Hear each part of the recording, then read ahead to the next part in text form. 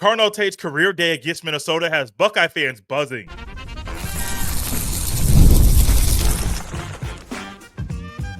You are Locked On Buckeyes, your daily podcast on the Ohio State Buckeyes. Part of the Locked On Podcast Network, your team every day. Welcome in, Buckeye fans, to your Monday edition of Locked On Buckeyes, which is your daily Ohio State podcast, part of the Locked On Podcast Network, your team every day. I'm your host, Jay Stevens, veteran sports talk host, delivering passionate coverage about your Buckeyes. And today's episode is brought to you by FanDuel. Right now, new customers can bet just $5, and if your bet wins, you'll get $300 in bonus bets to use across the app.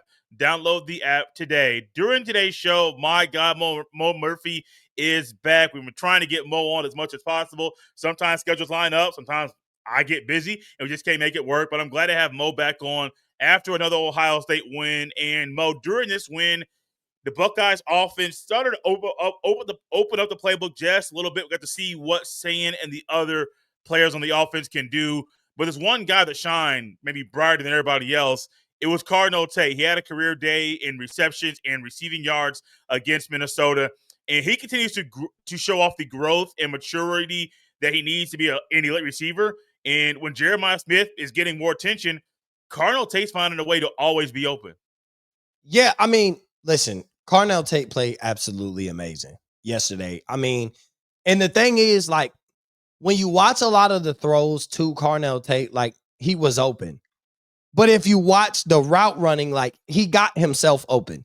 He beat the corner down the field when Julian Sand dropped that pass right in the pocket. Like, and then you evaluate some of the throws, and Julian Sand made some amazing throws. Like, he put him in the pocket, didn't overthrow him, didn't underthrow him, put it right where it needed to be to make some catches. But Carnell Tate was open. Carnell Tate made some big catches. Carnell Tate found himself right whenever we needed a play. It was Carnell Tate's number that got called, even right out the gate. Like, we fed Carnell Tate. He was the first one to catch a pass. And so he answered in a big way, because here's the thing, like, we come into this game after only scoring 24 points against Washington, and we feel like there's much more to be desired about the offense. So we gave, like, you know, as much as we want to question it, and we'll talk about it later, but, like, they gave it to you. They put up 42 points. Julian Sand threw the ball all up and down the field at points in time during the game, and Carnell Tate had a career night. Like, that's everything that you would want to see coming off of only scoring 24 points against Washington and opening it up without, like, showing everybody all your stuff and how deep your bag is against Minnesota. I mean, you know, we'll talk about, but they even pulled out a reverse, like, on the punt. Like, they did a reverse punt return. So they pulled out some stops and some tricks to show you that there's playmakers everywhere and we could score a lot of points and make a lot of big plays. And I think Carnell Tate obviously was a big part of that. Him just being able to get off the line, be able to get open. You don't have to, he's not a guy that had to be thrown open yesterday. He was always open. And so you had to throw him the ball.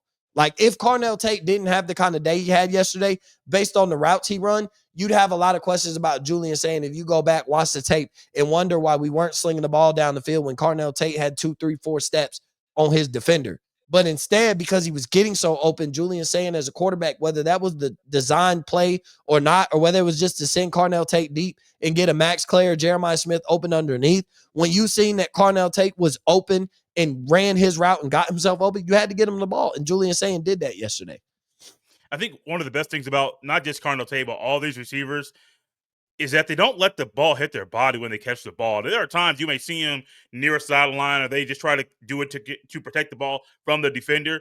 But even Jeremiah Smith and Carnell Tate, Max Clay, the three big receivers on that day, it's two hands right there on the money every single time. And that just adds to his route running that you mentioned. But he reminds me of something I thought about when Garrett Wilson was on the team. Was like Garrett Wilson beat you off the line every time. And his route running was elite, and he had so many great things he did, even in the middle of the route, to get on top of the route so you could not get the upper hand on that particular play. But Garrett Wilson's footwork at the line, doesn't matter if it was press man coverage or if it was off, didn't matter what it was. He would beat you, and he found a way to, in the first 2 to 3 steps, to have the upper hand. And Carnell Tate does that same thing. Bro, he put that move on that dude in the middle of the route, and he was gone. He was like 5 yards behind him, caught the ball, 2 hands in the air, the straight hand catches. And that's stuff that when you're a little kid playing little league football, they tell you to catch the ball with your hands, not your body, not your helmet, catch with your hands. But we see a lot of guys in college and even in the pros catch with their body because it's maybe a little bit more comforting for them to catch it that way. But Ohio State and Brian Hartline, they continue to up the level of play for every receiver. And I think that's the same thing for Carnell Tate. He does a lot of things well, but he's doing them better and better and better each and every week. Yeah, 100%. And like you said, like even like when you talk about that touchdown pass that Jeremiah Smith caught in the back corner of the end zone, like he made sure that it was a point that he didn't tuck that in his chest. He caught it with both hands and made sure that he had both feet. Like it was a touchdown catch in the NFL as well. And so when you watch Carnell Tate, like here's the thing. I think Carnell Tate is getting some of that, like what Emeka Egbuka got in his career at Ohio State. Like he was quietly very talented, but like the louder talent was like Garrett Wilson and Jackson Smith and Jigba and Chris Olave. And like with Carnell Tate, he was supposed to come in and be wide receiver 2 last year alongside Jeremiah Smith. We were supposed to see this last year, but instead Emeka Egbuka and the rest of that senior class came back. And so remember when they all came back, we were like, what does that do for Carnell Tate? Does he stay? Because now, you know, he was supposed to jump into the wide receiver 2 role. Now he'll be wide receiver 3, or he'll be wide receiver 2. Like going into the season, we didn't know how good Jeremiah Smith was. As soon as we saw him in spring, we're like, yo, this dude might be the best thing since sliced bread. And he's been nothing short of that since he's been on campus. And Carnell Tate is just quietly just been the guy just waiting his turn when his number is called. You remember the Northwestern game last year, like his return home, you know, when his number was called, he made some big plays, and he's shown you every time his number is called, he's shown you how good he could be. But now he's in a big role where he's asked to be a focal point of this offense, especially because you know how much focus defensively Jeremiah Smith was going to get. And you showed it yesterday. So now, like, defenses now, I think that was a setup for defenses to scramble because, man, you got Carnell Tate and Jeremiah Smith. Like, we can't go Carnell Tate one-on-one now. Now we have to double both of them. And I think even still, you'll peep a little bit of how the substitutions, Brandon Ennis didn't get as many snaps as he did yesterday. You've seen a little bit of Mylan Graham. You've seen a little bit of Quincy Porter late in the game as well, made some plays. I know they brought in some of the backups who were able to make some plays, but like, you know, I think they're looking to shake up this offense down the stretch, but Carnell Tate was, man, nothing short of amazing in the game. Bro, you mentioned something about Jeremiah Smith on that catch and how it would have been a catch in the NFL. I'm still marveling on that catch Carnell Tate had near the sideline where it was full extension, hands all the way up, toe tap with both toes on the ground. And it's like stuff that I saw with Marvin Harrison when I was a kid and Reggie Wayne when I was a kid watching the Colts every single Sunday, where these guys making these sideline catches seem routine. And Carnell Tate's doing the stuff he needs to do every single day, every single down. He's doing it routinely, and he's doing it over and over and over again. And I got to give a shout out to Brian Hartline because he's in a bigger role right now, being not just the offensive coordinator, but also the play caller. And he has not lost the art of focusing on the nerd parts of being an elite receiver and making sure like all the details, the macro and the minor details are always touched on every single day. And Hartline needs to get a lot of credit for the growth of not just Carnell Tate, but also Jeremiah Smith and even the young receivers, Quincy Porter, getting some run this year. Yeah, and like you said, I mean, we're going to talk about Brian Hartline, and we're probably going to get on him a little bit. But like you said, the one thing that he hasn't lost is the essence of, you know, receiving skills and making sure that his receivers stay honed on their skills. Like, this is a talented wide receiver group. It's a talented tight end group. Like, everything about route running and being where they need to be, like, you could tell they were coached in the system. And obviously that's all credits to Brian Hartline. So as much as, you know, like we said, you know, that's probably an intricate part of everything that you would have to say about Brian Hartline is he is coming into a new role and all that. But the one thing that he didn't lose is the essence of what got him there. I still have to focus on the pieces that got me there. I'm not going to take on this new role and lose the juice where in the position where that's what got me this role in the first place. Mo, let's go ahead and touch on the Hartline conversation right now. Let's not wait any further to touch on Brian Hartline, not just what he is doing as a receivers coach, but how he is doing calling plays for the Buckeyes offense through the first 5 games of the year. We'll touch on that next.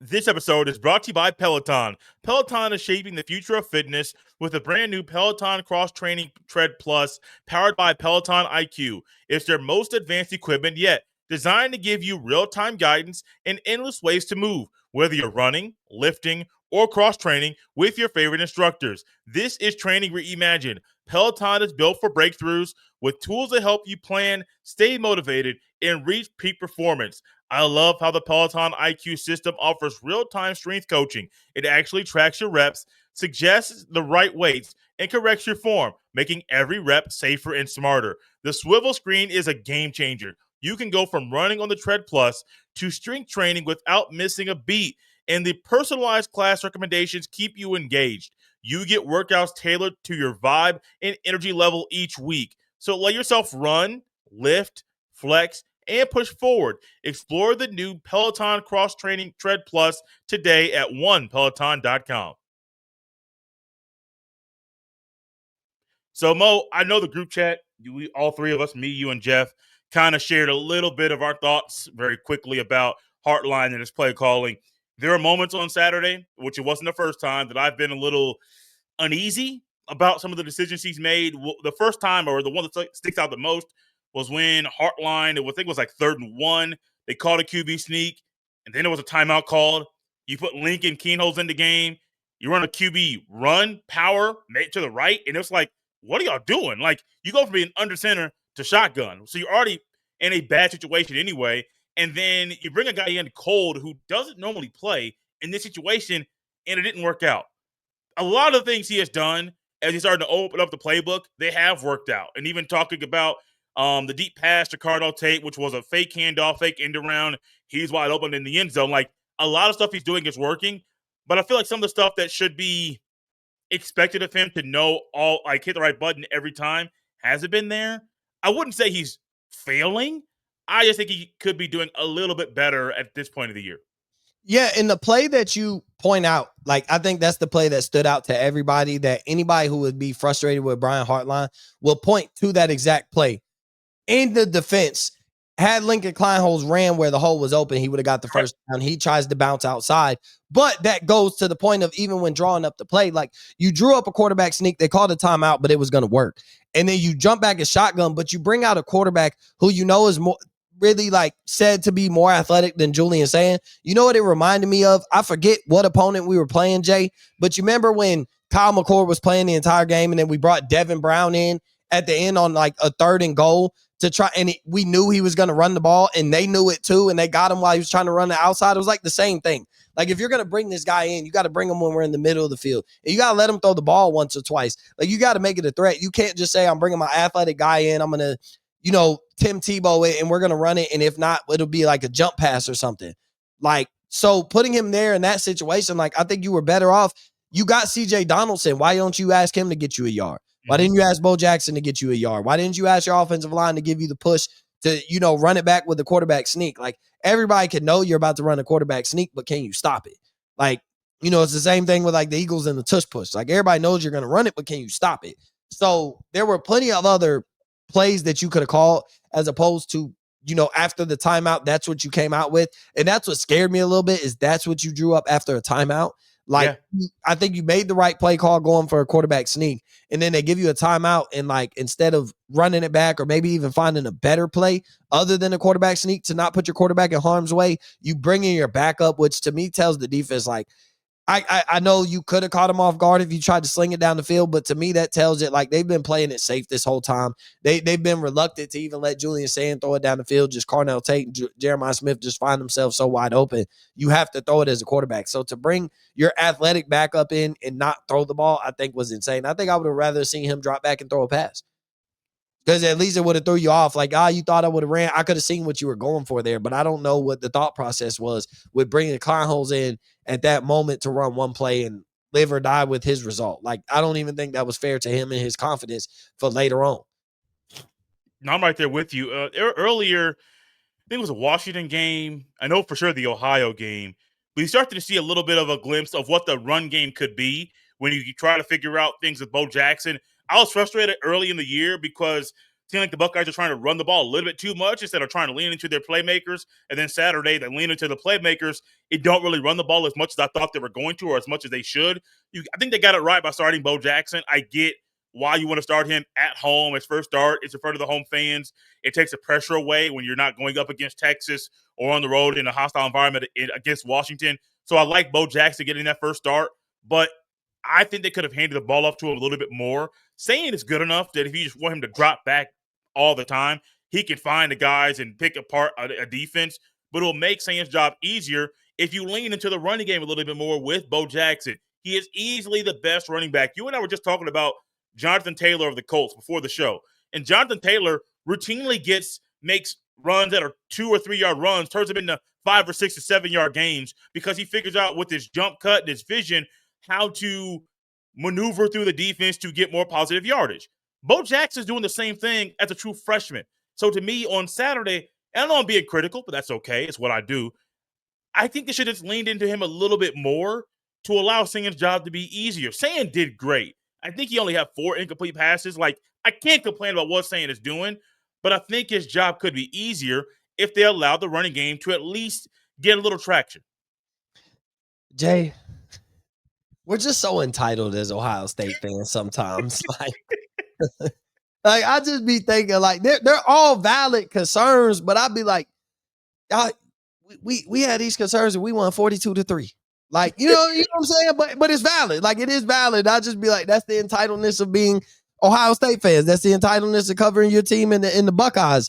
And so and that's what the fan base, we have that, the fan base is having these type of conversations and it's all legit. Like, you do need to lean into the run game.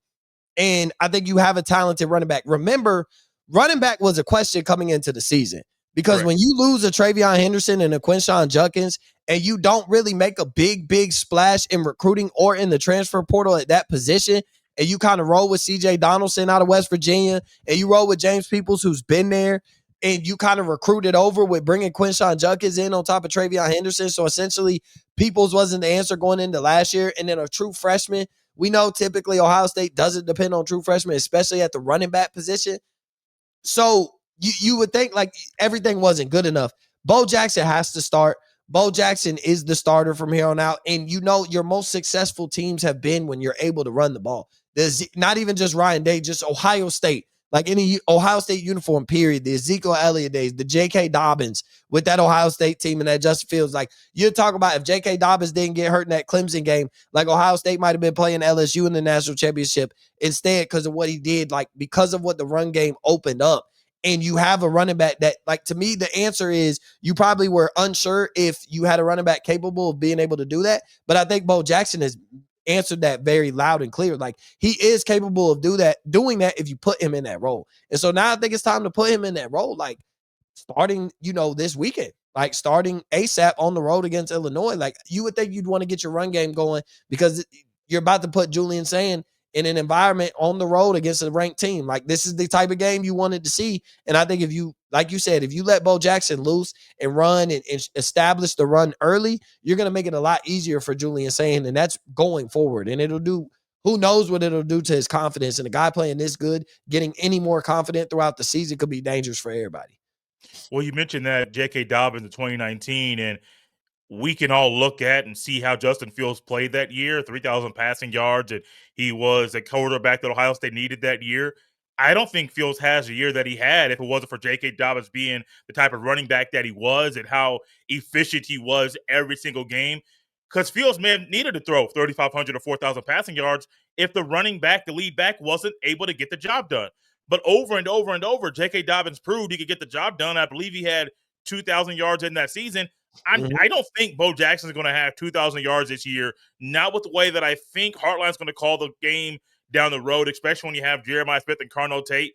But he can make Sam's job easier. And that's my biggest thing I'm going to keep saying over the next few weeks is that Bo Jackson, yes, I get it. Every freshman running back, you want to make sure that they can take care of the football and they can pass protect. And the things I've seen from him lately, after that fumble, I think once against Grambling, he is getting better at ball security. And his pass protection is pretty good for a true freshman. So I think he's going to help the offense in those two areas, but he's also going to help them if you give him the ball. If you literally just give him the ball, 15 carries a game, 15 to 18 carries a game, he's going to average 100 yards, average a touchdown a game, and he's going to turn 3-yard gains into 8-yard gains every single time. Yeah, 100%. And like you want to lean on the run anyway, because like we keep saying we want to see what Julian Sand looks like, asking him to have to win these games. That's kind of what people are waiting to see from Julian Sand.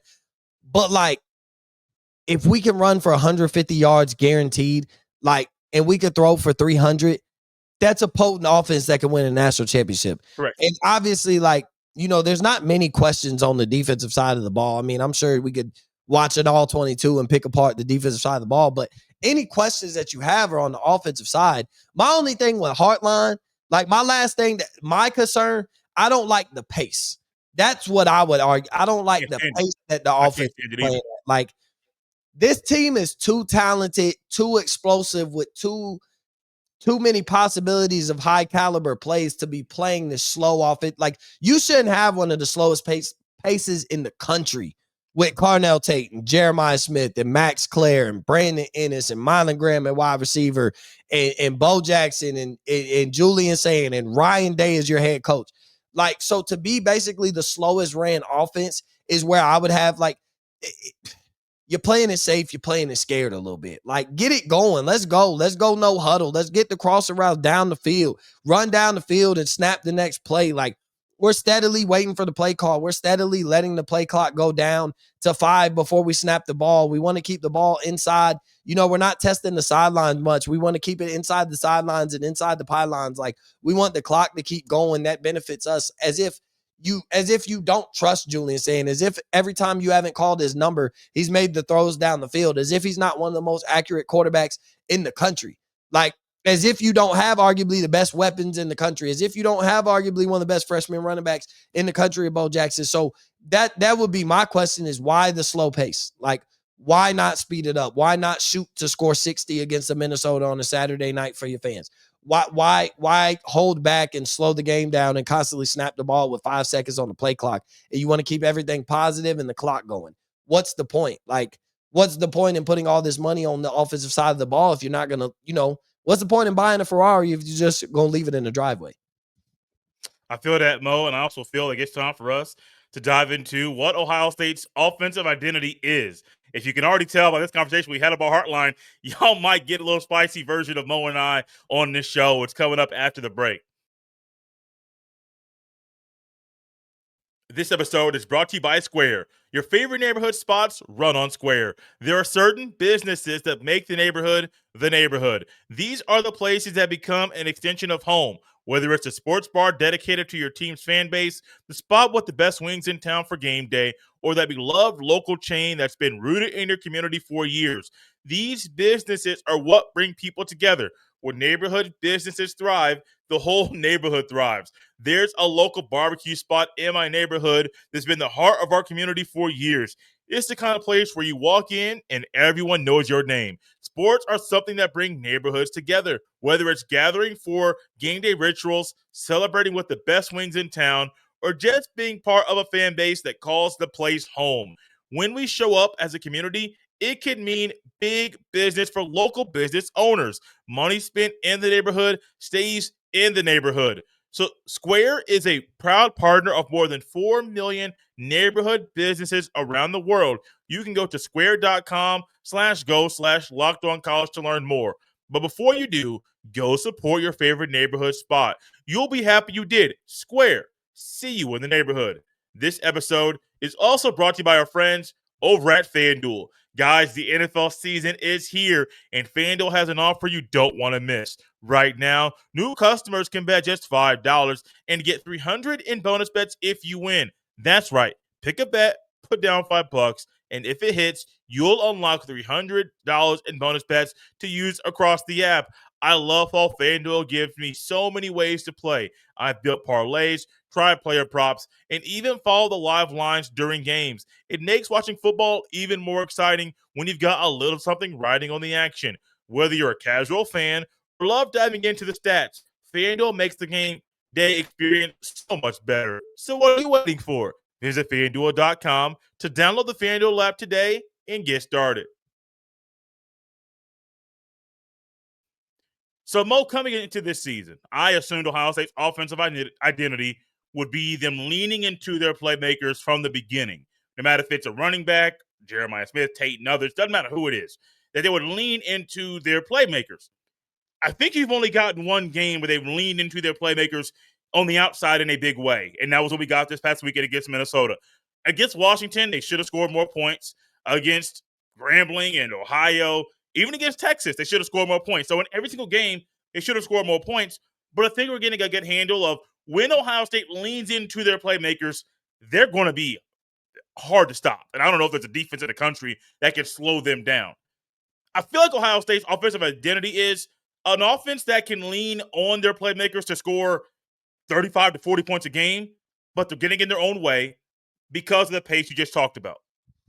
Yeah, I agree with you. So I think the offensive identity isn't, like you said, we're so used to getting Chris Olave and Garrett Wilson, Jackson Smith, get them the ball early, as opposed to, I think the thought process is, like I was telling my dad, like it's, you have the playmakers, and if our identity is, if all else fails, get your playmakers the ball. And so, on a 3rd and 6, Jeremiah Smith could get you a first down. On a 1st and 10, if you really feel like stretching the ball down the field, Carnell Tate could get you a deep, long touchdown. Like, that. But instead of approaching it like that's what we're going to do, it's like you're keeping those moves in your back pocket. You're just waiting to have to put the ball in your playmakers' hands instead of establishing. I mean, the Washington game, Carnell Tate went until the middle of the 3rd quarter without catching a pass.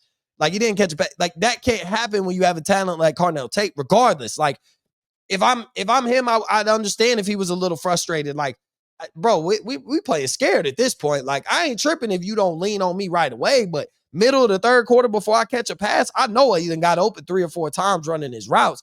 So you're playing it like, it's not, I don't want to say scared though, but you are playing a very reserved offense, and their identity is very reserved. But if we have to, in any critical situation, we will get the ball in our playmakers' hands, and we trust that our playmakers will make the plays, and we trust that our quarterback can get it to them. And every time that they show you that that's what they're thinking, we just, it's stalling out, it's 3rd and 2. Let me just go deep to Jeremiah Smith, or let me wide receiver screen, and Jeremiah Smith will take this 3rd and 2 for another 18 to 20 yards. You're satisfied because the only thing you sit there, why don't we do this all the time? We don't have to. We haven't been put in a predicament where we've constantly just have to keep feeding them the ball, and the teams keep constantly responding. So as long as our defense is playing like this, I think they feel comfortable with knowing we got Ferraris parked in the garage and we'll bring them out when necessary, but we're not going to keep them out flying around all day. There could be a game coming up that Ohio State's philosophy could hurt them. I'm not saying it's going to. I'm not going to say it's good that they're going to lose a game. But Penn State, while they do have 2 losses, one to Oregon, one to UCLA, James Franklin's coaching for his job. I'm not saying that Penn State internally is thinking about firing him. But if you lose to UCLA, Oregon, and Ohio State in 1 year, and you finish regular season 9-3, and let's say you're on the outside of the playoff looking in, that's a scenario where at the end of the year, they're going to reevaluate and say, sir, you're really good as a coach, but you don't have an Ohio State problem. You have a problem with Big Ten teams at the top and on the West Coast where you can't get past them. And at Penn State, you shouldn't miss the playoffs at all, especially the 12-team format. You should never do that. And so in that scenario, you could get James Franklin thinking way outside of the box, offensively and defensively. So if you don't show off, if you don't just try to lean into your guys early, it could be a scenario where Penn State's defense with Jim Knowles finds a way to slow Ohio State's offense down in a way that I think Texas did early. I think also a part of that was Ohio State not trying to put too much on Julian Sand's plate. I think if Sand was a second-year starting quarterback, Ohio State could have scored 30. Just not trying to be an elite mindset, but I think that's how good Ohio State's offense can be. It's just he was a new guy. I think Hartline is going to do some talk with Ryan Day during that bye week between the Wisconsin game and the Penn State game, and they may come out early and just say, look, we're not going to keep huddling up. We're not going to keep snapping the ball within 5 seconds on the play clock. We're going to start going a little bit faster. And if that's the case, the worries that we may have with how Ohio State's offense might look against Penn State might not be there because they're showing up early. They're firing on all cylinders and getting the ball to the right guy at the right time of the game. And I think that's part of their strategy, though, is if we don't have to do it, like we're checking the temperature.